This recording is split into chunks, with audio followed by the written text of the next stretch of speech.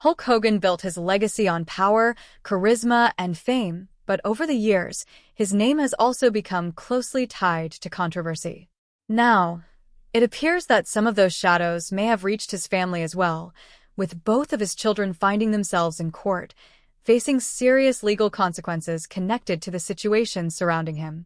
I've apologized to the Grazianos, but I want to say that I will never, ever be able to say I'm sorry enough. So, what exactly are his kids tied to, and why do some fans believe they could be facing serious jail time?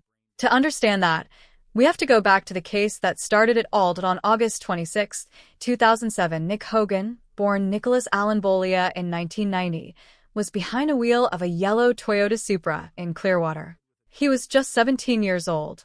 Sitting in the passenger seat was his friend, John Graziano, a 22-year-old U.S. Marine who had served a tour in Iraq and was also part of Hulk Hogan's pit crew. Nick was reportedly street racing another car, a Dodge Viper, on rain-slicked roads. Witnesses said he was traveling over 60 miles per hour in a 40-mile-per-hour zone. Then, in an instant, everything went wrong. He lost control, struck a median, and the Supra slammed head-on into a palm tree. Nick was wearing his seatbelt and walked away with only minor injuries. He was released from Bayfront Medical Center the very next day. John, however, was not wearing a seatbelt. He was airlifted to the same hospital with catastrophic injuries, massive brain trauma, severe eye injuries, and a fractured skull. By pure coincidence, Hulk Hogan himself happened to drive past the crash scene that night. He recognized his son's car immediately, but at that moment, he had no idea whether Nick was alive or dead. The Supra was wrapped around the tree as emergency responders fought to pull John from the wreckage. Hulk pulled over, ran toward the scene, and desperately tried to get to his son. I remember the look on his face was just trying to see if I was alive or not. A blood test taken roughly 2 hours after the crash showed that Nick Hogan had a blood alcohol level of 0.055%. Because he was under 21, that was nearly 3 times Florida's zero-tolerance limit of 0.02% for underage drivers, and the crash did not come out of nowhere. Just 16 days earlier, Nick had received his 4th speeding ticket in only 11 months. One of those citations reportedly clocked him at 106 miles per hour. The warning signs had already been there for nearly a year. This was not a kid having one bad night.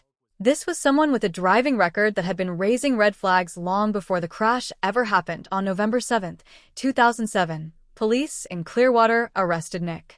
He turned himself in and was released later that same day on $10,000 bail. Then the charges began to pile up. He was charged with reckless driving involving serious bodily injury, a third-degree felony in Florida carrying a potential sentence of up to 5 years in prison. He also faced charges related to operating a motor vehicle while underage with a blood alcohol content above the legal limit, along with violations involving illegal window tint. 4 separate charges, all stemming from one crash. Meanwhile, John Graziano was fighting for his life. He remained in a minimally conscious state, confined to a wheelchair, and would require full-time care for the rest of his life. He had lost part of his brain in the crash. After nearly 2 years in the hospital, he was eventually brought home to live with his mother, Deborah, and his brother in Pinellas County. The Marine who had returned from Iraq unharmed was now being fed by hand in his own home. On May 9, 2008, Nick entered a no-contest plea to the felony reckless driving charge. The judge sentenced him to 8 months in Pinellas County Jail, 5 years of probation, 500 hours of community service, and a 3-year suspension of his driver's license. Because he was still a juvenile serving time in an adult facility, Nick was placed in solitary confinement for 23 hours a day. 1 hour outside his cell. 23 hours alone. That remained his daily routine until he turned 18 and was transferred into the general population. In total, Nick served about 166 days, roughly 5.5 months, before being released early on October 21, 2008, for good behavior. His probation was later terminated early in May 2012 after he completed his community service and stayed out of legal trouble. On paper, the case seemed finished. A plea, a sentence, time served, and probation quietly brought to an end.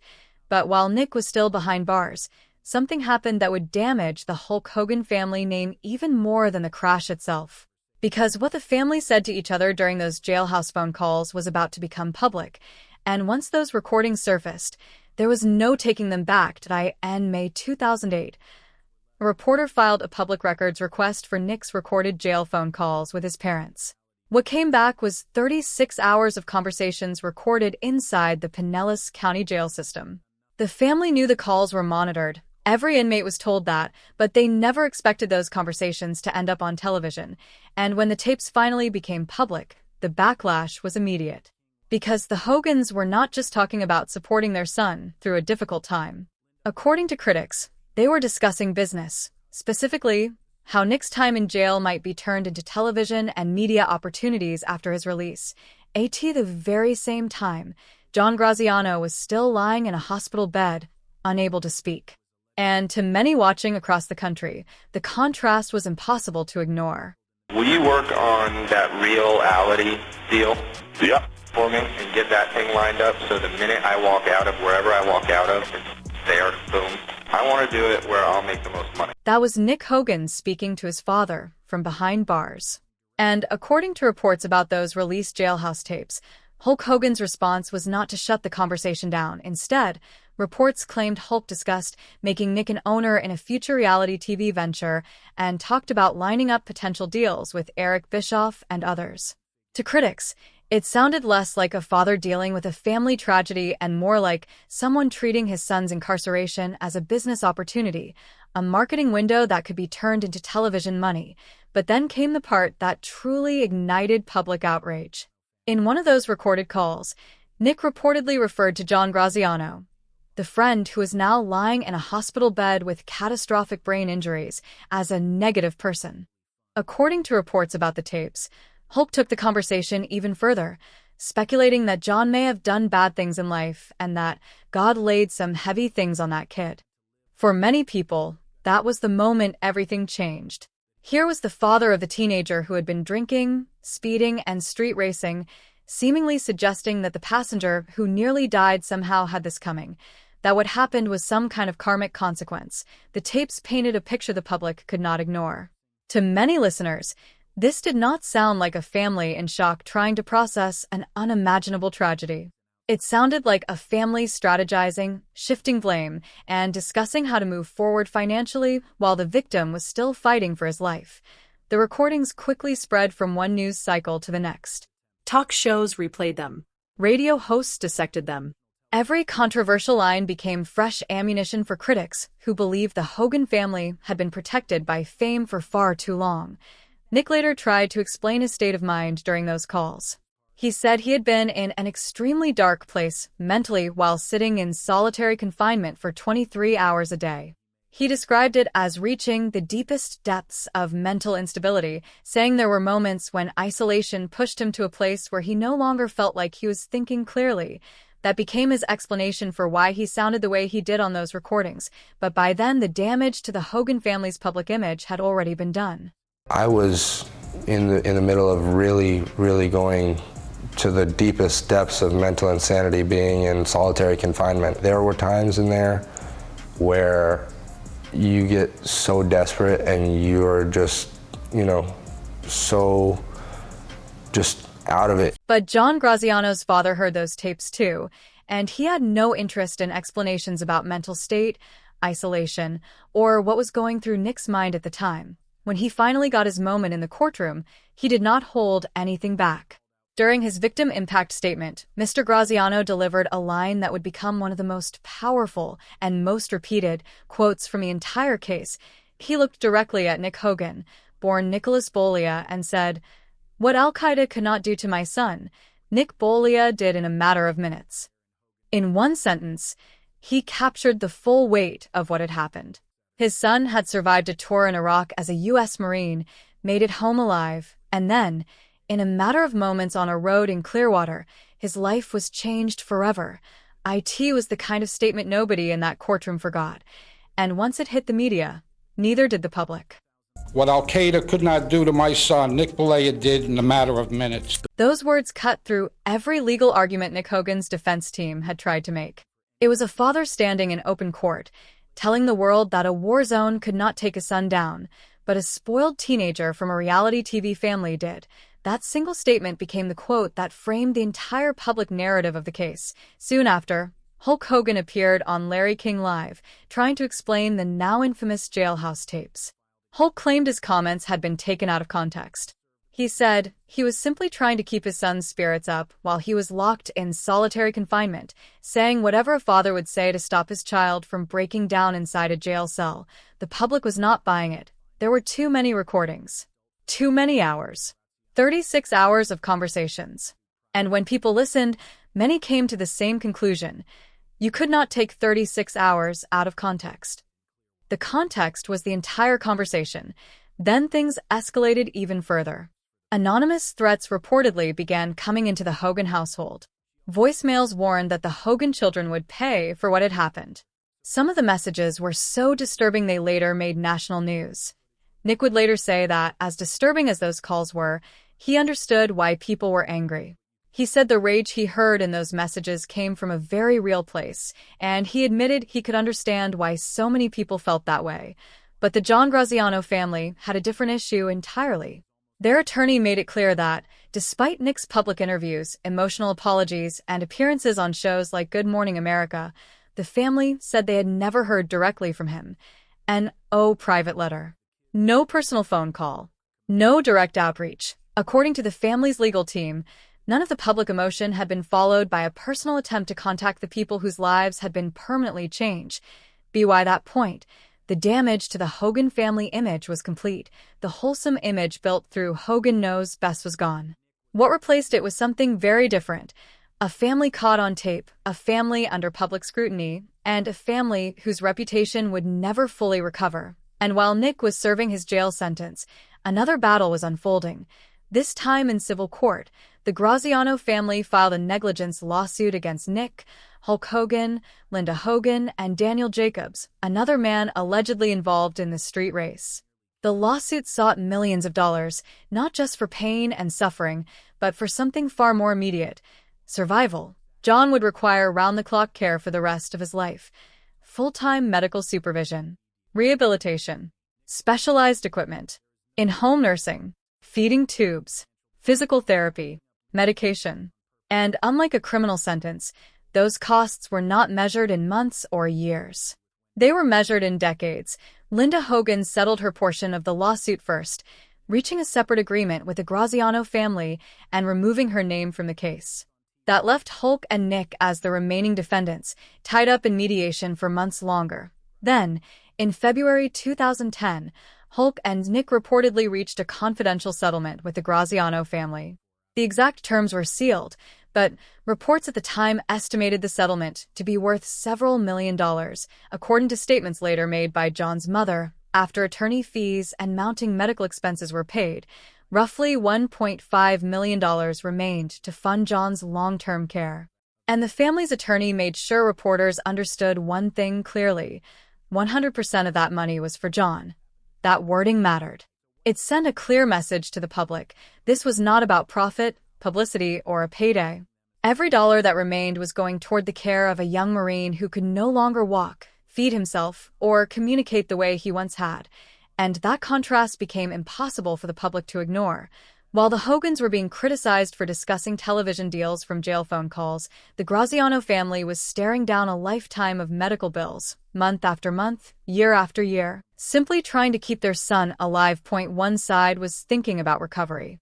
The other was thinking about survival, and when Andrea Canning brought up the settlement during Nick's 2010 interview on Good Morning America, no exact dollar figure was given.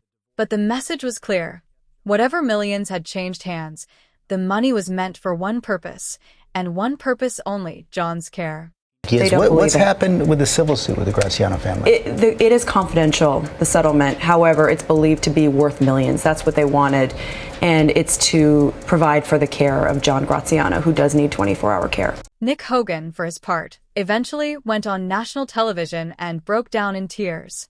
During his interview with Andrea Canning, he said the crash had completely changed the way he looked at life. He admitted that nothing about his world felt the same anymore. According to Nick, every decision now carried weight. Every choice, every action, every step forward. He told Canning that after everything that had happened, he no longer acted on impulse. Instead, he said he thought carefully, sometimes painfully carefully, about the consequences of every decision he made. For the first time, many viewers felt like they were seeing not the reality TV kid, but someone finally confronting the full weight of what one night had cost. How has life changed for you? Life has changed dramatically. I think cautiously about every decision I make now, And according to Nick Hogan, that is because in the summer of 2007, one reckless decision nearly cost his best friend everything. During that emotional television interview, Nick said he had tried to reach out to John Graziano, but was told he was not allowed to visit. He admitted that he understood why John's family did not want him anywhere near their SO, and as he spoke, the weight of it seemed to hit him in real time. Nick became visibly emotional, his voice began to crack, and at one point he had to stop speaking altogether. He asked for a tissue, took a moment to compose himself, and then continued. He told viewers that not a single day went by without him thinking about what happened, that the crash, the consequences, and what happened to John would never be something he could simply move on from. According to Nick, that night in 2007 was not just a mistake from his past. It was something he would carry with him for the rest of his life. Do you ever see him? I've reached out and tried, but at this point I'm not allowed to visit John. Do you understand why Yes, the family may not want you to see him? Absolutely. Does that hurt? It does because, I'm sorry, excuse me. The problem was that the John Graziano family's version of events did not line up with Nick Hogan's emotional television interview. During Nick's appearance on Good Morning America, he said he had tried to reach out to John, but was not allowed to visit. But the Graziano family's attorney publicly challenged that claim, saying Nick had never made any meaningful attempt to contact them. An phone call. No personal letter. No visit requests that had been turned away. According to the family, the first time they had ever heard this level of remorse was while watching Nick cry on national television. And that created a brutal disconnect in the public eye. Either Nick's version was true and the family had ignored his attempts, or the interview itself was being viewed as performance. From the Graziano family's perspective, they had no reason to fabricate anything. The civil settlement had already been reached. The money was already in place. What they said they still wanted was something entirely different: accountability. And according to them, they had never truly seen it. Nick later launched a nonprofit called Keep It on the Track, an organization focused on discouraging street racing, promoting safe driving habits, and educating young drivers about seatbelt safety. Publicly, it was presented as his way of giving back, his attempt to make sure what happened to John never happened to another family. It also gave Nick something important: a platform. Something he could point to when interviewers asked what he was doing with his life. Something that reinforced the image of someone who had changed. But for the Graziano family, the nonprofit, the television tears, the public apologies, none of it changed the one thing they believed never happened. According to them, Nick never made the most important gesture of all. He never picked up the phone. He never showed up in person. He never wrote a private letter, in their eyes. The remorse always seemed to happen where cameras could see it. And every time Nick attempted to reshape his public image, the Graziano family made sure to publicly remind people of that. As far as they were concerned, the settlement money helped keep John alive and cared for. But beyond that, they believed it was the only tangible thing the Hogan family ever truly gave them. Everything else, in their view, felt like noised public theater, a performance of remorse that never made the one journey that actually mattered. Across town to the house where John was being cared for every single day. And while the legal fallout was still unfolding, the Hogan family itself was beginning to collapse. Just 3 months after Nick's crash, in November 2007, Linda Hogan filed for divorce from Hulk Hogan, citing that the marriage was irretrievably broken. Hulk would later claim he did not learn about the divorce directly from Linda, but from a reporter who called asking for comment. The timing immediately raised eyebrows. Civil lawsuits tied to Nick's crash were beginning to pile up, and some observers openly speculated that Linda's filing may have been connected to asset protection. That theory was never proven in court, but what is known is that the divorce dragged on for nearly 2 years and quickly became one of the most publicized celebrity breakups of that era. Then things became even more controversial. During the divorce proceedings, Linda began dating Charlie Hill, a young man who had reportedly attended high school with Nick. Hill was around 19 or 20 when the relationship became public. Linda was in her late 40s. The age gap alone made headlines. But the fact that he had reportedly known Nick as a classmate turned it into tabloid gold. Years later, Hulk would even discuss the situation during an appearance on The Wendy Williams Show, where he was asked about how Brooke Hogan reacted to her mother dating someone from her brother's generation. By that point, the family-friendly image created by Hogan Knows Best was long gone. What remained was something very different. A family once marketed as America's larger-than-life reality TV success story, now making headlines for courtrooms, lawsuits, leaked tapes, public scandals, and a divorce that played out in front of the entire world. It's got to be a little weird. The divorce between Hulk Hogan and Linda Hogan was officially finalized on July 27, 2009, bringing an end to a marriage that had lasted more than 2 decades. And when the financial details became public, people quickly understood why the split made headlines. Under the settlement, Linda reportedly received roughly 70% of the couple's liquid assets, about $7.44 million from a reported $10.41 million pool. Hulk received the remaining balance, but the settlement did not stop there. Linda also reportedly received a $3 million property payment, a 40% ownership interest in several of the family's business ventures, and multiple luxury vehicles, including a Mercedes-Benz, a Cadillac Escalade, a Chevrolet Corvette, and a Rolls-Royce. By Hulk's own later accounts, the settlement left him feeling financially devastated. In interviews that followed, he described the divorce as one of the most painful financial blows of his life, saying he felt like he had been completely cleaned out. Then, 2 years later, the public drama reignited. In 2011, Linda released her memoir, Wrestling the Hulk: My Life Against the Ropes. In the book, she made a series of explosive allegations about their marriage, including claims of physical abuse. She alleged that Hulk had choked her during arguments and thrown objects at her during heated confrontations. She also touched on deeply personal rumors surrounding Hulk's private life.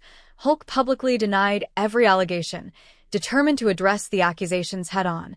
He later sat down for an interview on The Wendy Williams Show, where he directly responded to Linda's claims and pushed back against the narrative that had begun forming around their marriage. By that point, what had started as a family reality show had become something entirely different, a public unraveling that now stretched from criminal court to civil lawsuits to divorce court and finally, to tell-all books and daytime television. So she also accused you of being abusive. What do you say about that? Well, I mean, if you watch the divorce, there was 4 years and everything was thrown at me from fastballs, curveballs. If I didn't pay the gardener on time, they were trying to put me in jail. Hulk Hogan pushed back hard against the allegations. During interviews, he pointed out that throughout nearly 4 years of divorce proceedings, when both legal teams were aggressively digging for anything that could be used as leverage, claims of spousal abuse had never surfaced. According to Hulk, there were no police reports, number 911 calls, no medical records, no photographs, no documented complaints of any kind. He argued that if those allegations had truly existed during the marriage, the divorce proceedings would have been the moment they came out. Instead, Hulk pointed out that the accusations only became public after Linda Hogan began promoting her memoir, Wrestling the Hulk: My Life Against the Ropes. T.O. Hulk, that timing spoke for itself. He suggested that if accusations of abuse only appeared once a book tour began, rather than during years of courtroom battles, it raised serious questions about why those claims had never surfaced when both sides had every reason to bring everything into the open. There was none of that. And then all of a sudden the book comes out, and the next thing I know, I hear an interview on Piers Morgan. Well, I was like Nicole Brown Simpson, and I was beat up, and I was like, oh my God. The financial fallout did not end when the divorce papers were signed. Even after the marriage officially ended, Hulk Hogan and Linda Hogan continued battling over money, business interests, and exactly how their settlement would be enforced. According to later court filings, Hulk allegedly tried to delay portions of Linda's 40% ownership interest in several of his business ventures. Then, in 2019, a Florida circuit judge reportedly ruled that Hulk had acted in bad faith, citing delays in financial discovery, failure to produce requested records, and conduct that the court said unnecessarily increased legal costs. The judge ordered Hulk to pay Linda more than $180,000 in attorney fees. That same ruling reportedly confirmed something with enormous financial implications. Linda's 40% business interest also applied to a portion of Hulk's famous Gawker Media lawsuit proceeds. In 2016, Hulk's invasion of privacy case against Gawker ended with a $31 million settlement after an earlier $140 million jury verdict. Years later, Hulk openly admitted that money had become one of the reasons he kept wrestling deep into his late 50s and beyond, even after multiple surgeries. In interviews, including appearances on The Wendy Williams Show, he suggested that rebuilding financially after the divorce became a major motivation. By that point, the chain reaction was impossible to ignore. The crash, the criminal sentence, the jailhouse tapes, the civil settlement, the divorce, the memoir. The lawsuits, all traced back to one rainy night in Clearwater in 2007, and that brings us to the question behind the title. Were Hulk and Linda ever actually sentenced? The answer, based on the public record, is no. Nick Hogan was absolutely sentenced. On May 9, 2008, he entered a no-contest plea to felony reckless driving causing serious bodily injury. He received 8 months in jail, 5 years of probation, 500 hours of community service, and a driver's license suspension. He ultimately served about 5 to 6 months before being released for good behavior. But despite how some headlines or video titles frame the story, there is no public record showing that Hulk or Linda were criminally charged in connection with the 2007 crash. They were named in the civil lawsuit brought by the John Graziano family. They paid money. They faced enormous public backlash. Their reputations took a major hit. But neither parent was criminally sentenced. What the jailhouse tapes created was not a criminal conviction. It was a media firestorm. A trial by public opinion. Nick was the one who went to jail. Nick was the one who stood before a judge. Nick was the one placed in solitary confinement as a juvenile inside an adult facility. Hulk and Linda paid in settlements, legal fees, and public image, but not with criminal sentences. Then, years later, Nick found himself back in legal trouble on November 18, 2023. Nick was arrested again in Clearwater, the same city where the 2007 crash happened. According to reports, he was driving a black Ram 1500, was allegedly speeding, showed signs of impairment, and refused a breath test. He later pleaded guilty in 2024 and received probation, community service, a license suspension, and alcohol monitoring. For the Graziano family, that arrest reopened old wounds. John's mother reportedly said she was not surprised, adding that the incident showed a complete lack of respect for what reckless driving had already done to her son. If we strip away the dramatic headlines and look strictly at the record, the story becomes clear. Nick was the only member of the Hogan family who was criminally sentenced. Hulk and Linda were never charged over the crash itself. They were criticized, sued, recorded, exposed, and judged in the court of public opinion, but not criminally convicted. And while Hulk Hogan passed away on July 24, 2025, at age 71 after suffering cardiac arrest in Florida, his larger-than-life wrestling legacy remains intact even as this chapter continues to shadow the family history. And at the center of it all remains one person, John Graziano, the Marine who survived Iraq, only to have his life permanently changed in the passenger seat of his friend's car.